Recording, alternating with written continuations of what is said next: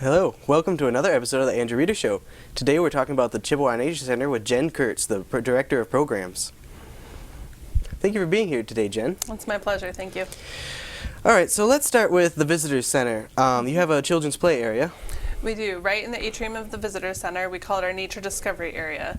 And it's a space that's really designed for families to come with their children and explore and play. Not everyone's really comfortable going straight out into the woods and diving in deep. Yeah. So it's an area with puzzles and games and dress up and puppet show. There's a light table, lots of different things for kids to interact with, furs and animal skulls. So everyone from our youngest kids up to 12-year-olds usually finds something that they can do and enjoy there. It gives families an opportunity to get comfortable. There's a nice chair, a nice seating area for adults, and the kids can really dive into some different things and explore nature sort of at their own pace and the things that they are engaged with and excited about. Okay. And then you have like this kind of like a lounge with a river overlook, right? Yeah, so a really interesting feature of the building is that when you walk through the front door, straight ahead of you is a curved bank of windows, and it's all the way through the Visitor Center. And when you arrive at this bank of windows, you're actually above the Pine River. So the Chippewa Nature Center got its name because the original parcel of property that we had was on the Chippewa River. But as we existed longer and were able to acquire additional property, the decision was made to build our Visitor Center on the Pine. And so from that overlook, you can look down into the Pine River. And if you look to your right as you're standing there, you can actually see the confluence where the Pine and the Chippewa Rivers come together and continue downriver, eventually to the Tridge here in Midland. And so that perspective is really interesting. And people often ask us, what's new at the Nature Center? What new exhibits do you have? And one of our favorite new exhibits is the river. It changes all the time. So as it is cold and the river's not yet frozen, you can come in the morning and there's these ice pancakes floating down the river. And then as the winter moves on, it starts to solidify. It may freeze and thaw a few times. And then usually in late February or March, there's an ice out event where if there's been rain or snow melt, the river rises and ice cracks, and you can have sheets of 8 to 10 inch, sometimes 12-inch ice careening down the river, and it's a really spectacular event. And then in the spring, we sometimes have floods. In the summer, you can see fish and turtles and ducks and geese and everything on the river, so it's one of our favorite exhibits. And that river overlook area just really highlights it and makes it accessible for everyone who comes to the Nature Center. Okay. And then you have like this area with nature exhibits, right? Mm-hmm. So we have an ecosystem gallery, and it's a small museum that as you walk through the gallery, it highlights the 4 ecosystems of the Nature Center. So you start with rivers and wetlands and then move to fields and forests, and it really gives people an opportunity, again, to get a taste of what is out on the 1,500 acres of the property. The really neat thing about the ecosystem gallery, not only does it highlight the plants and animals that are part of the ecosystem, but it highlights the role that people have had over time, because this space has been occupied since people moved into the area. Since the glaciers receded, there have been people living here. And so the ecosystem gallery also tells a story of people's impact on the land, because that's a consistent and important part of the story. So again, in the gallery, there's buttons to push and panels to flip and things to read and things to explore, and is really designed to be engaging for all ages. So adults can find lots of information on animals and the history of the area, and kids can listen to bird song and feel what pelts feel like and really engage at the level that they're ready to engage at. Okay. And then you have live animals there too. Yes, so as part of an update to the ecosystem gallery a number of years ago, we were able to start having ambassador animals, and they are reptiles and amphibians. And the goal of these animals is to help people understand that while snakes may not be people's most favorite favorite thing, they are important in the ecosystem. They're important parts of the ecosystem. So we have several snakes, a toad, and a box turtle that are available for people to view, and then those animals are also used as part of programs. They're not named, they are not pets, they're all native to Michigan, but all of them were rescues or were captive bred, and so we call them our ambassador animals because their purpose is really to help people feel more comfortable with reptiles and amphibians as a group. Okay, and then at the end of that gallery, there's a little doorway you can go through, and it's got this beautiful bird viewing area. Yes, so the wildlife viewing area is one of the most favorite places in the Visitor Center, and people will come specifically just to visit that. So in that space, we have a small water feature that has flowing water, and then a number of bird feeders. And the thing that's really amazing about that is that you get to see birds and behaviors, and mammals actually. We have chipmunks and squirrels and everything else that stop by as well. well, you get to see behaviors that you might not otherwise see. So lots of people are familiar with hanging bird feeders, and we feed a variety of foods, suet and peanuts and sunflower, and in the summer we have nectar, sugar water for the hummingbirds. So you get to see animals feeding, but then the water feature is really interesting, especially in the wintertime, because when we had it installed so that it would stay liquid. It's heated in the wintertime, just enough so that it doesn't freeze. And for animals, winter is a really difficult time because of access to flowing or clean water. And so having that feature in the wildlife viewing area, you get the opportunity to see squirrels stopping for a drink in the wintertime, and birds stopping to get a drink in the wintertime, and birds that may not come to the feeding area otherwise. They're not seeking that kind of food, but they do want access to the water.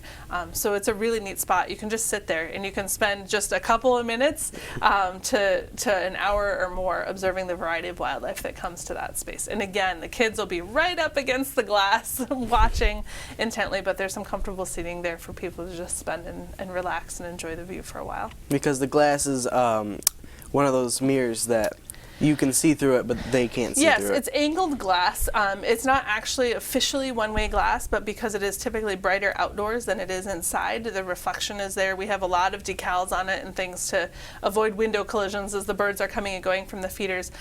During the night, though, if we turn the lights on in the visitor center, animals would be able to see it. And so when we use that space at night for some of our special events, like our Winter Solstice event at the end of December and our Nature at Night event in October, we have red lights because mammals, most mammals can't see red, so we turn red lights on and then we keep it really dark in there. And sometimes we have the opportunity to see visitors like raccoons or possums come by, so it's a really neat spot.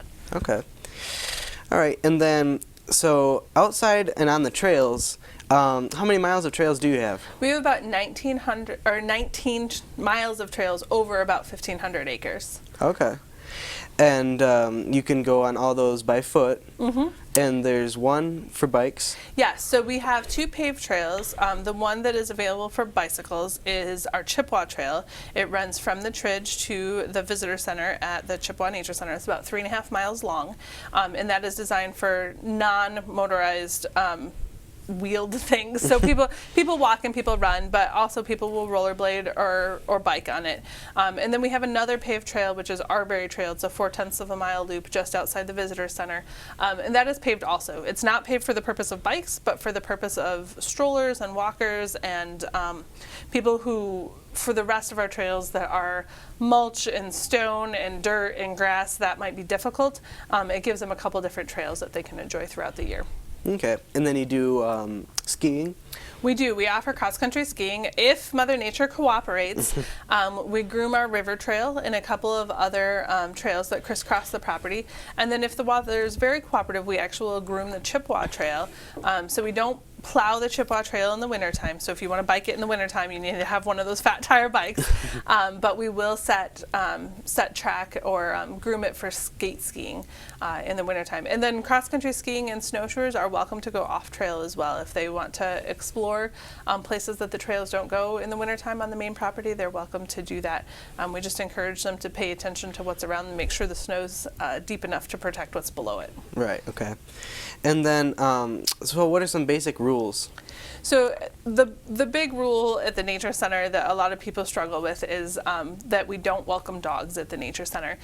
Every county and city park and the Little Forks Conservancy properties all welcome dogs. So we're one of the few places that that is dog-free. And for some people that's very attractive because they're uncomfortable walking when there may be dogs off leash.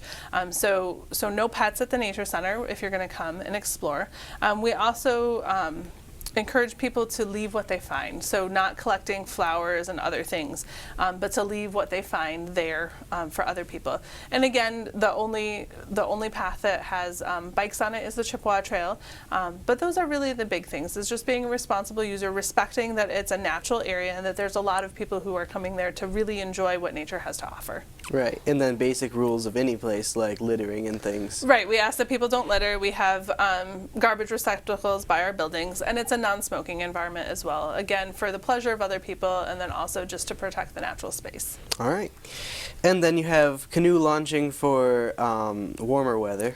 Yes, so our canoe launch, we have 2 launches at the Nature Center. One is upstream on the Chippewa River. It's called the Canoe Access Site. It's off Chippewa River Road, just west of Meridian Road. And we have accessible launch there. And then we also have a launch on our Homestead Road at the main Chippewa Nature Center property. It's about a 2-hour trip between the two. And so those open up early in May and they shut down by mid-October. But all that information with maps and things is on our website. And it's really a beautiful stretch of river to paddle there. You can also put in at the Canoe Access at the Chippewa Nature Center. It's about a 1-hour paddle to the city site, which is just underneath the Tridge. So really nice ability for people to get out on the rivers. Before we were able to open those sites, really only people who had property on the river were able to access it for kayaking and canoeing. And now we see a lot of people really enjoying the opportunity to be on it, in the warmer months, of course. All right, and then on the Arbory Trail, you have something you call the Woods Play Area.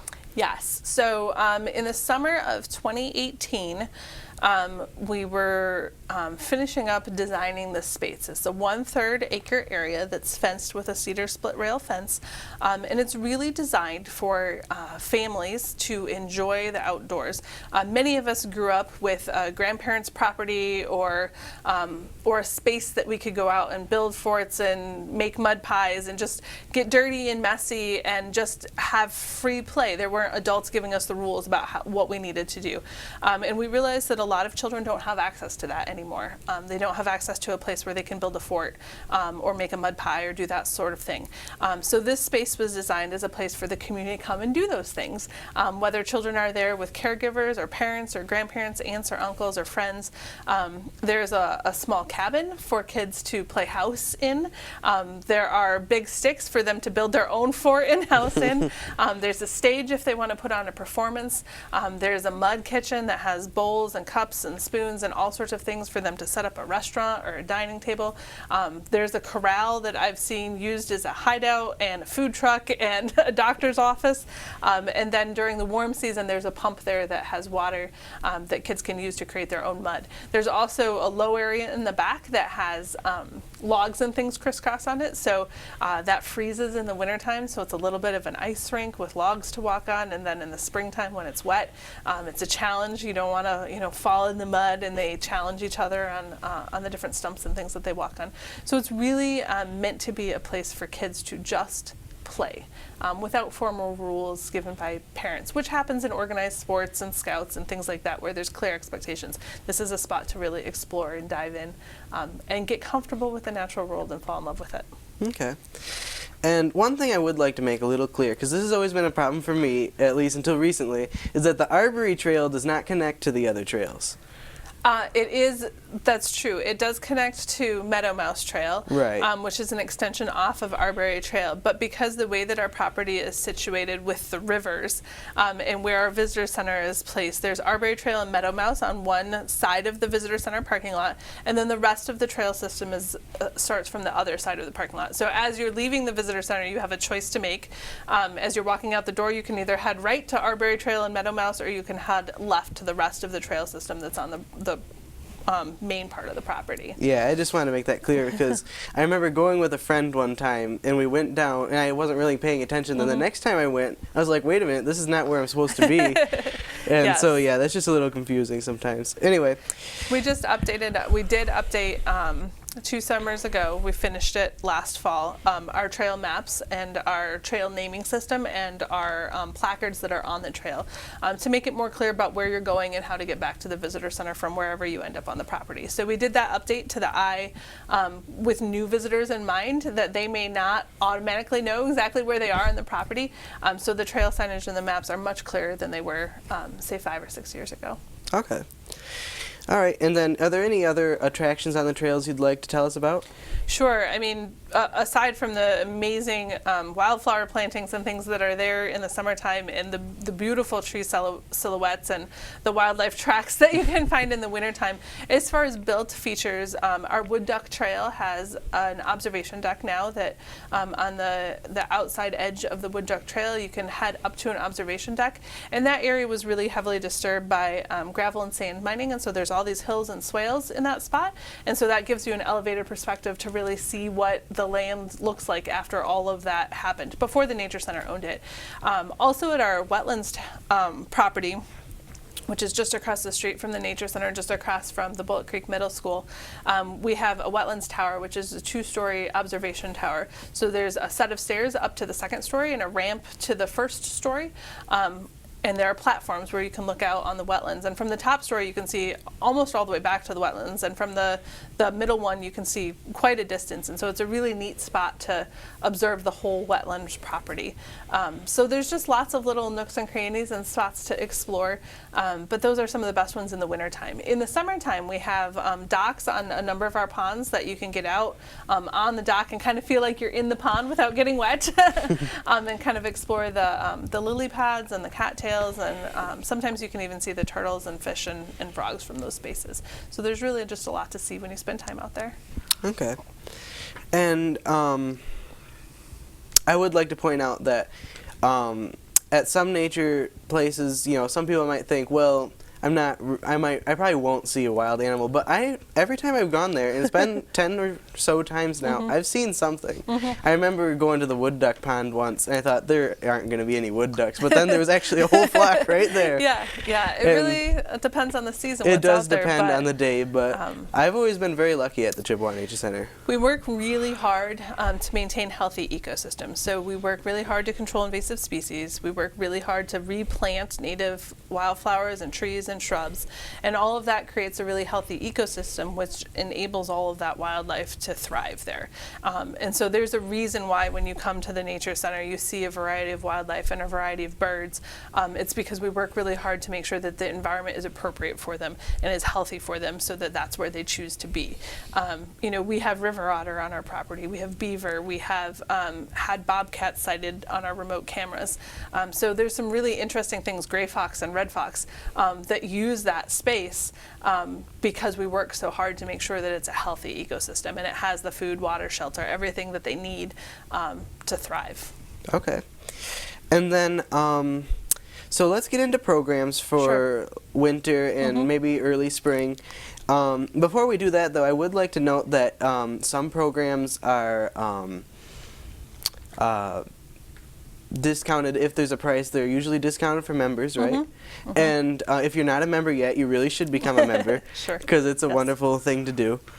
And to become a member, what kind of steps should they go through? So you can purchase a membership on our website, which is ChippewaNatureCenter.org, and we have couples memberships, families memberships, senior memberships, individual memberships, and grandparent memberships, actually. So depending on what your situation is, there's a membership that should fit for you, and that membership gives free admission to Maple Syrup Day, which comes up in the middle of March, and Fall Harvest Festival, which is either at the end of September or beginning October.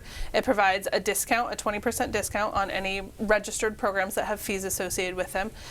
For families, it allows them to have a birthday party at the Nature Center. We have birthday party programs that members can participate in. And then it also just supports the Nature Center. It supports those healthy ecosystems. It supports healthy habitats. It supports our visitor center that is available for everyone to come for free. So that support of the Nature Center is a huge part of the membership. Okay. All right. And then, so let's get into the programs then. Sure. In December, we switch gears into winter, and so we have a couple of fun activities. We celebrate the Winter Solstice, the longest night of the year, on December 21st, and so that's a special program where people have the opportunity to come and celebrate the light. So roll a beeswax candle, make a miniature Yule log, hear stories about the loss of the light and to celebrate the return of the light. So that's just a really nice event right before Christmas at the Nature Center. on the 21st, and then we also have a Nature's New Year's Eve event. So for families who might not be out into the great party of New Year's Eve, we have an evening event designed for families that includes s'mores over the campfire and the wildlife viewing area lit up, and the hope that animals come, and just a couple of different activities for families to come and celebrate the end of the year before we move into the next. And then once we hit January, we start scheduling our snowshoe programs, and so just about every week there's an evening snowshoe hike for after work, where you can sign up to borrow a pair of our snowshoes and come for a natural sled hike for about an hour and a half or so. And then we also have a couple of special programs called Snowshoe Samplers, where if you haven't ever snowshoed before and you just want to give it a try, you're not ready to commit to an hour and a half hike, you can swing out during a snowshoe sampler, which are on the weekends, either Saturday or Sunday. The dates are on our website, and give that a try. And so we have a limited number of kids snowshoes, a limited number of adult snowshoes, and so that event is really, strap it on, walk around for 15 or 20 minutes, enjoy a campfire, and give it a try and see what it's all about. See if you might want to join us for a full-on hike sometime. And then March really brings us to maple syrup season, and so we get really excited about maple syrup season. Usually in late February, early March, the sap might start running, and so we tap our trees. And every Saturday and Sunday in March, we have afternoons at the Sugar House where you can come down for free and check out the Sugar House and see about that whole process of turning maple sap into syrup. And then in the middle of the month, we have our Maple Syrup Festival, which is a wonderful celebration. There's a pancake breakfast. There's maple syruping demonstrations and maple sugaring demonstrations, all these different things to celebrate spring that will hopefully be coming by then. Yeah. All right, and so they can find out all about these programs on your website, of course. Yes. But another thing I'd like to point out is for people that might not be internet savvy, you can pick up one of these at the visitor center. Yes. And it will tell you. And a benefit of membership is that can either come directly to your email inbox or to your mailbox at your home. Okay. All right. Okay, is there anything else you wish to say? Just that the Chippewa Nature Center is here for the community. Our goal really is to serve all people from birth through end of life, people who love nature and are passionate about it, and people who think it might just be something that they might enjoy. We want everyone to come out, to feel comfortable coming out. We're always happy to answer questions and to help people be comfortable exploring nature. There's so much evidence about how healthy it is for us and how important it is, how it reduces stress, and it's just a great place to connect with family or friends, or take time by yourself and go for a walk and just relax from life. So we really hope that people will come out, find what they need at the Nature Center, and really connect with nature in a meaningful way. All right. Well, thank you very much for being here, Jen. Thank you for inviting me. All right. This has been the Andrew Reeder Show. I'm Andrew Reeder signing off.